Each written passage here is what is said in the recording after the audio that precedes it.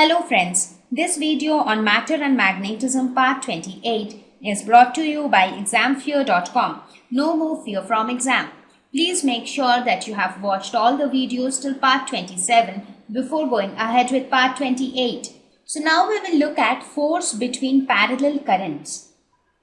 There was a very interesting observation that if there are two current carrying conductors, for example, here you can see there are two conductors which are placed parallel to each other and both of them are carrying same amount of current in the same direction. It was observed that these two conductors attract each other. That means two parallel current carrying conductors in which current are flowing in the same direction, they tend to attract each other. Similarly, if there are two conductors in which are carrying current in opposite direction, they tend to repel each other. That means current carrying conductors with current in the same direction attract each other, whereas current carrying conductor with currents in the opposite direction tend to repel each other. So this was kind of a magical phenomenon. I mean, what causes this? So what happens basically is, we will look in it in our next slide. We will look at it in mathematical terms. I mean, in terms of the expressions, in terms of the force experienced and in terms of the magnetic field produced and all that stuff.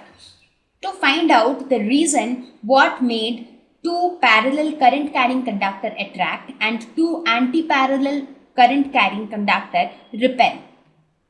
So let us suppose we have two current carrying conductors A and B, right?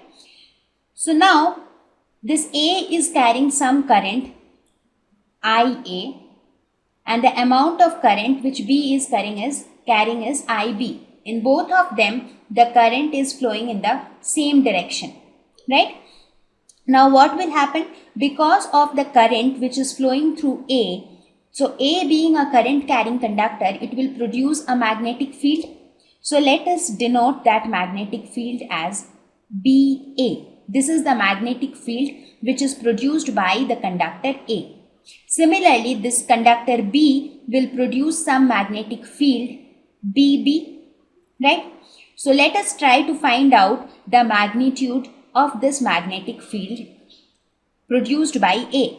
So what would be the magnetic field produced by A? That will be equal to mu naught. You know that the magnetic field at any point for an infinite long straight current carrying conductor is mu naught I by 2 pi r, right? Now let us suppose that the distance between these two conductors is d. So this BA will be equal to mu naught IA divided by 2 pi d, right? So this is the magnetic field produced by this current carrying conductor A at some point here, which is at a distance d from this conductor. So at some point here, this would be the magnetic field. Now, because of this magnetic field BA, the conductor B will experience a force. So B will experience a force due to BA. That means this conductor A, since it is carrying some current, it will produce a magnetic field. So it produced this magnetic field. Because of this magnetic field, the other conductor B, which is present in this magnetic field, it will experience a force. So what would be the force that the conductor B will experience? The force that conductor B will experience due to A. So this is force experienced by B due to BA, right? So this force will be what? It is nothing but I L cross B, where what is I? I is the current in this conductor, because right now we are talking about conductor B, because conductor B is experiencing the force. So it will be IB L cross B. So length of conductor B is, let us suppose length of conductor B is L. We are assuming that length of both the conductors is L. So length of conductor B is L. So L cross B. B is the magnetic field produced by A. So this will be this, right? Here theta is equal to 90 degree. Why?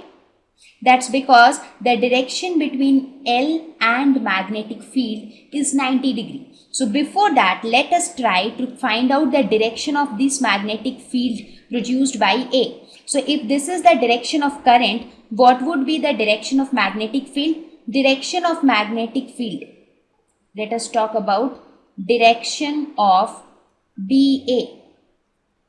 Direction of BA would be what?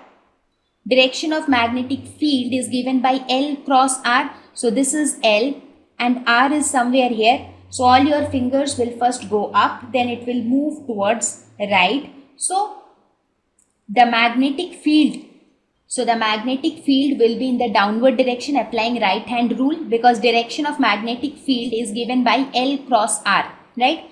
So now this magnetic field acts in the downward direction. So what would be the direction of this force?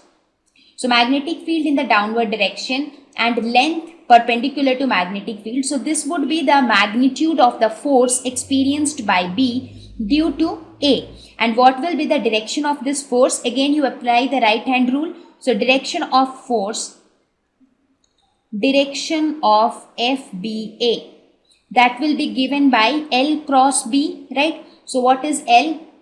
L is in this direction and B is in this direction. So take all your fingers first up, then it goes down. So your thumb will point in this direction. So first you take all your fingers in this direction, then you fold the fingers like this. So your thumb will point in this direction. So this is the direction of FBA. So the direction of FBA, it is towards the conductor A. Similarly, now I will give you a task. Similarly, if you try to find out the force experienced by A due to B will be equal to IA into L into magnetic field produced by B. And if you apply right hand rule, you see that the direction of this force is towards the conductor B. So that means both of them experience a force which is equal in magnitude and opposite in direction, because we say that both the conductors are carrying same amount of current, right? So now if you look at this FBA can be written as IB into L into BA. We can substitute BA as mu naught IA divided by 2 pi D. Similarly, here also we can substitute BB as mu naught IB divided by 2 pi D. So what do we observe? Therefore, we observe that FAB is equal to minus FBA. That means the force experienced by the conductor A due to B is equal and opposite to the force experienced by conductor B due to A. So because of which these two conductors attract each other. So you understood why two conductors carrying currents attract or repel each other. It is because of the force which that particular conductor experiences due to the magnetic field produced by the other conductor, right? So this is also is on the same lines as that of Newton's law, which says that every action has an equal and opposite reaction, right? So therefore we conclude that force on conductor B due to conductor A is equal and opposite to the force on conductor A due to conductor B. Biot-Savart law and Lorentz force yield results in accordance with Newton's third law, right? Because the result which you obtained now, it is the result of Biot-Savart law. With the help of Biot-Savart law, we calculated this magnetic field. We got this magnetic field and the direction of magnetic field with the help of Biot-Savart law. And again, we got this magnetic force with the help of Lorentz force. So here we used Biot-Savart law and here we have used Lorentz force. So we see that Biot-Savart law and Lorentz force together is in lines with Newton's third law, right?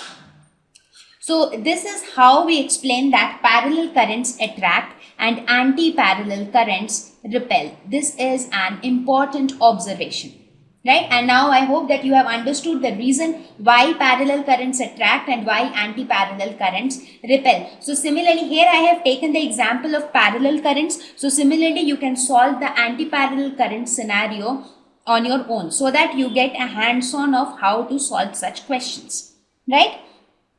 So now, thank you. Please visit examfear.com to watch free educational videos, try free online tests, get the best quality study materials, study from the best tutors and mentors, and much more. Thank you once again.